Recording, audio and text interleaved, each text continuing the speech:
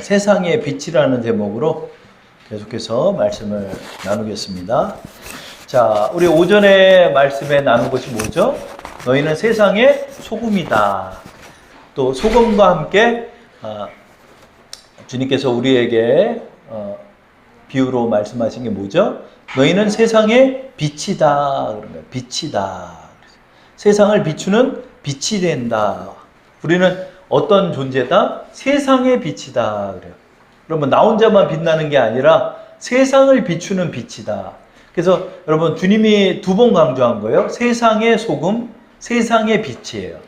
그래서 여러분 요 위에 광염교회 있죠? 광염교회. 이게 빛과 소금의 교회라는 뜻이에요. 어디는 영광교회예요. 그러면 영광교회는 뭐예요? 소금과 빛의 교회 이런 뜻이에요. 그걸 한자어로 표현한 게 광염교회, 영광교회 뭐 이런 이름이죠. 그래서 여러분 너희는 세상의 빛이다 이러죠. 주님께서 뭐라고 그러죠? 우리 14절 말씀 한번 읽어볼까요? 다 함께 주보의 말씀 보시고 너희는 세상의 빛이라 산 위에 있는 동네가 숨겨지지 못할 것이요 이렇게 말씀하고 있죠. 그래서 예루살렘은 해발 한 700m 정도 높은 지대 위치에 있어요. 그래서 여러분 가시다 보면은 그 도봉산 보이죠? 도봉산이 한 700m 돼요. 그러니까 그 정도 꼭대기에 동네가 있다 이렇게 생각하면 되는 거예요. 그래서 고지대예요. 그래서 지중해보다 더 높아요. 그런데 그 산 위에 있는 동네가 숨겨지지 못한다 그런 게 뭐냐면 여러분 해가 딱 뜨면은 예루살렘 동네가 높잖아요. 그러니까 거기를 딱 비추면은 예루살렘에 하나님의 성전이 번쩍번쩍 빛났죠. 그것을 지금 표현하고 있는 거예요. 그래서 우리 빛을 비추면 어떻게 되죠? 모든 것이 다 이렇게 비춰진다라고 말씀하는 거죠. 그렇죠?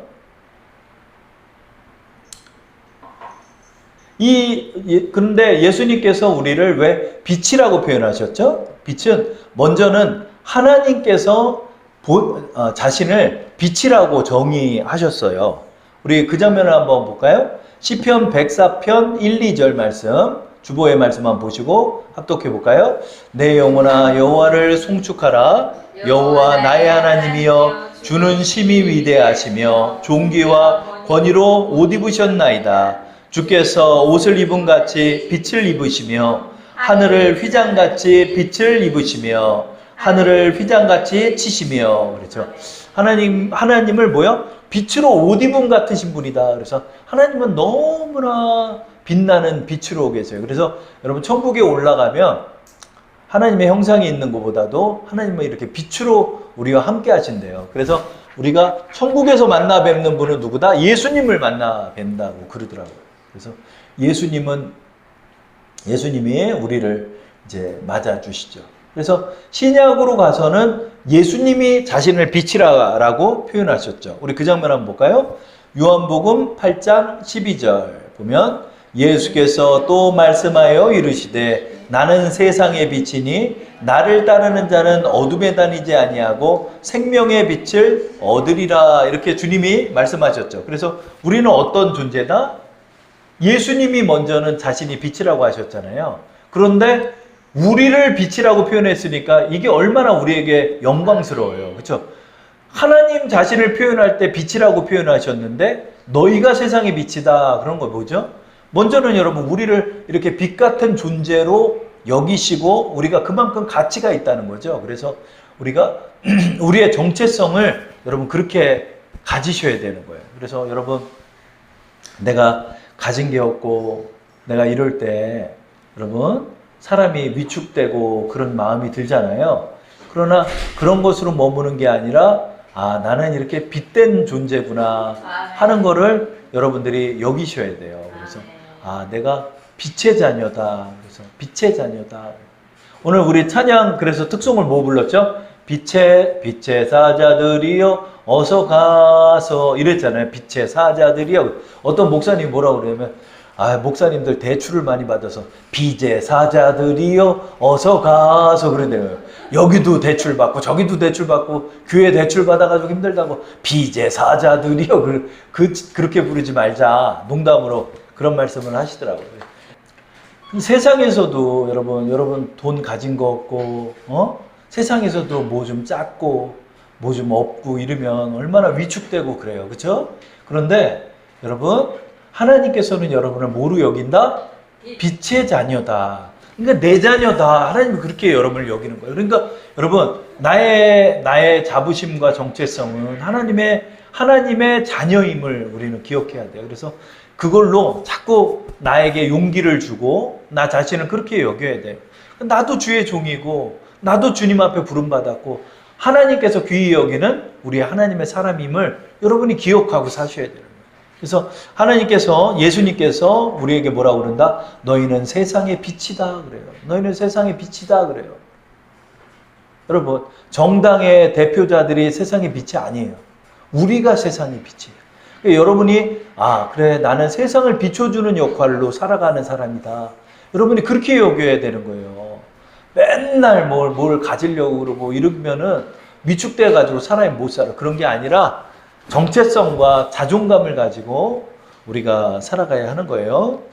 자, 우리가 빛의 자녀가 되면 어떻게 된다? 우리가 빛의 자녀가 되면 바로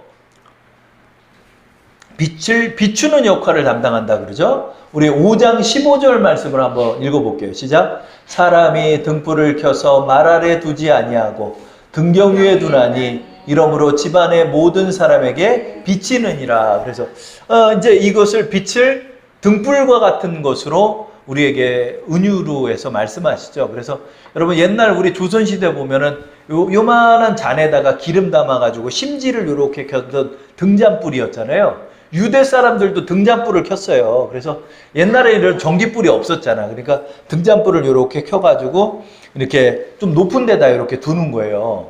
근데 여기 뭐라고 그래요? 등경 위에 두지 말 아래 두지 않는다 그랬잖아요. 이 말은 뭐죠?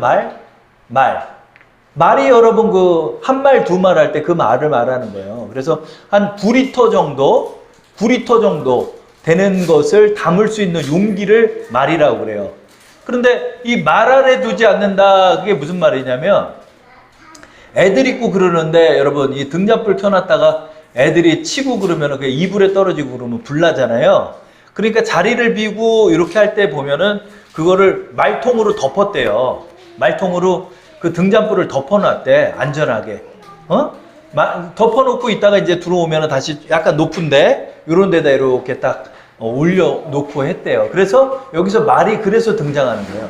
말 아래 두지 않는다. 이거는 끌 때, 등잔불을 끌 때 말통으로 덮어두니까 그게 꺼지니까 말 아래 두지 않고 등경 위에 둔다. 위에다 둔다는 거예요. 왜요? 위에다 둬야지 쫙 비치니까. 이렇게 말씀하고 있는 거죠. 그래서 여러분 우리가 신앙생활을 할 때 어떻게? 이 빛을 비추는 역할을 담당해야 한다. 그죠? 우리 오전의 말씀 뭐죠? 세상에 맛을 내는 인생을 살아가야 한다. 그렇죠? 세상에 녹아 들어가서 맛을 내는 인생을 살아가야 하고 그리고 오늘 오후의 말씀은 세상의 빛이니까 어떻게 해요? 세상을 비춘다 그러는 거예요. 비춘다 이렇게. 자, 세상을 비춘다는 이 빛은 무엇을 우리에게 상징하죠? 이것은 진리와 또 치유를 상징해요. 빛은. 진리를 상징해요. 그러니까 여러분 우리가 비추는 건 뭐다? 우리는 진리를 비추는 사람이에요. 진리가 누구죠? 예수 그리스도를 비추는 사람이에요. 예수 그리스도를 비추는 삶을 우리는 살아야 한다 하는 거죠. 그래서 여러분 우리는 세상을 비추는 역할을 담당해야 돼요. 그래서 여러분 오전에도 강조를 했지만 우리가 강조할 게 뭐다? 세상의 빛이다 하는 거예요. 나 혼자만의 빛이 아니라 세상 속에 들어가서 빛을 비추는 삶을 살아야 된다. 그렇죠? 그래서 여러분 세상에서 우리가 빛을 비추기 위해서는 어떻게 해야 되죠? 솔선수범하고 선한 일을 행하고 이렇게 해나가야 하는 거예요. 그런데 막 어떤 분 전도하는 거 보면 막 협박해. 막 너 지옥 간다 막 이러고 막 협박하고. 근데 그렇게 아무리 얘기를 해도 이게 개종이 안 돼요. 그렇죠? 막 어떤 사람은 막 저주하고 막 그래요. 그렇게 하는 것이 아니라 선한 행실로 빛을 비춰야 한다 그랬죠. 16절에 말씀하고 있죠. 우리 한번 읽어볼까요?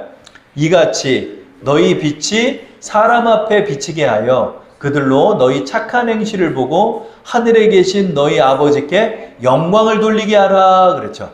빛을 사람에게 비친다는 건 뭐예요? 너의 착한 행실을 보인다라는 거예요. 착한 행실. 이 착하다라는 것은 여러분 뛰어나다 이런 의미를 또 담고 있어요. 아름답다, 뛰어나다 이런 의미를 갖고 있어요. 그러니까 단지 선한 것만을 뜻하는 것이 아니라 탁월하고 뛰어난 것을 사람들에게 비춰준다 하는 거죠.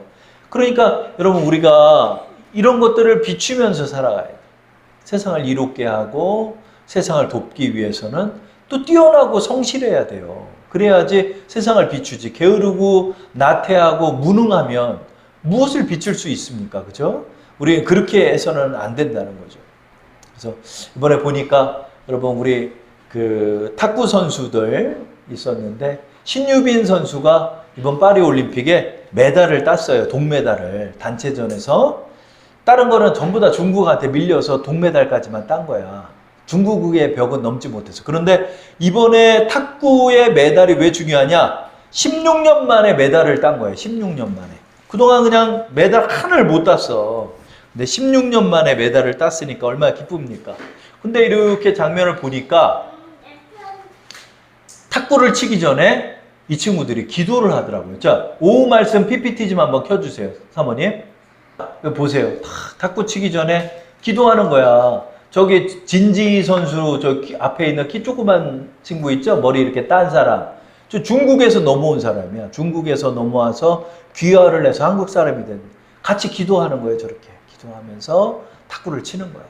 그래서 여러분 이렇게 하나님을 의지하면서 하나님 앞에 영광을 나타내는 거예요. 그래서 이 친구들 뭐 예선 탈락했어 봐. 뭐가 빛이 되겠어. 근데 얼마나 열심히 성실하게 했는지, 그쵸? 얼마나 성실하게 탁구를 쳤는지 우리나라 16년 만에 동메달을 획득하는 그런 쾌거를 이루었죠. 그래서 언젠가는 중국의 벽도 넘으리라 생각해요. 그러면 1인자가 되는 거죠. 여러분 세상에 빛을 비춘다는 건 이런 것 같아요. 여러분 우리가 하나님의 사람임을 우리가 드러내고 우리가 세상에 예수 그리스도가 진리임을 비추는 거예요. 근데 그걸 비추려면 여러분 우리가 선하고 우리가 착하고 또한 우리가 뛰어나고 그들을 돕고 그들을 치유하고 이렇게 해 나갈 때 예수의 빛이 비춰지는 거예요, 여러분. 그렇죠? 그래서 선한 행실을 보이는 게 그리스도인이에요. 막 알력을 행사하고 세상과 싸우고 세상을 뒤집으려 하고 세상을 때리고 세상과 대적하고 이거는 하나님의 뜻이 아니에요, 여러분. 그래서 이거를 잘 분별하면서 우리가 살아가야 하는 거예요. 여러분들이 이것을 잘 기억해야 하는 거예요. 그럴 때 하나님께서 뭐요? 영광을 받으신다 이렇게 말씀하고 있죠. 우리 마지막 말씀 한번 볼까요? 이같이 너희 빛이 사람 앞에 비치게 하여 그들로 너희 착한 행실을 보고 하늘에 계신 너희 아버지께 영광을 돌리게 하라. 이게 하나님께 영광을 돌리는 거예요. 이게 하나님께 영광을 돌리는 거예요. 이게 영광을 돌리는 거예요. 하나님께 아름답고 탁월하게 영광을 돌려야 돼. 옛날에 신신의 시 있어요. 신신의. 세상은 요지경 하면 막 사팔뜨기 하면서 막 이러는 사람이 있어. 나와서 뭐라 그러면 세상의 요지경을 통해 하나님께 영광을 돌리겠습니다. 그러더라고요. 막 사팔뜨기 하면서 세상은 요지경 막 이래. 하나님께 영광을 올리겠습니다. 좀 뭔가 이상하죠. 그죠? 여러분, 물론 희화화할 수도 있겠지만은 하나님께 영광을 돌린다는 건 선한 행실로 영광을 돌리는 거예요. 선한 행실로 영광을 돌리는 거예요. 하나님의 이름에 먹칠을 하면서 사는 사람도 있어요. 그리스도인이라고 하면서 막 하나님 이름에 먹칠을 하는 사람들. 그런데 그렇게 해서는 안 되죠. 그렇죠? 하나님을 아름답고 탁월하고 능력을 가지고 하나님 앞에 영광을 올리는 거예요. 그때 하나님은 그걸 영광을 받으시는 거예요. 그래서 여러분 하나님께 영광을 돌린다는 게 무슨 의미인지를 오늘 말씀을 통해서 잘 기억하고 우리가 이런 인생을 살고자 더 열심히 노력하고 그래서 하나님의 이름을 드러내고 우리 오전에 말씀 나눈 것처럼 닉 부이치처럼 최악의 환경 속에서 내가 하나님의 일을 어떻게 드러낼까를 생각할 때 하나님께서 역사하시니까 그렇게 44개국을 다니고 공산권까지 들어가서 복음을 전하고 중국 사람들에게도 복음을 전하는 우리 그런 아름다운 모습을 보잖아요. 그리고 뭐 사모님 말씀처럼 애를 넷이나 낳고 얼마나 축복입니까? 그렇죠? 하나님께서 애는 또 낳을 수 있는 은혜를 주셔가지고 참 아름다운 인생을 살아가는 그를 보게 되죠.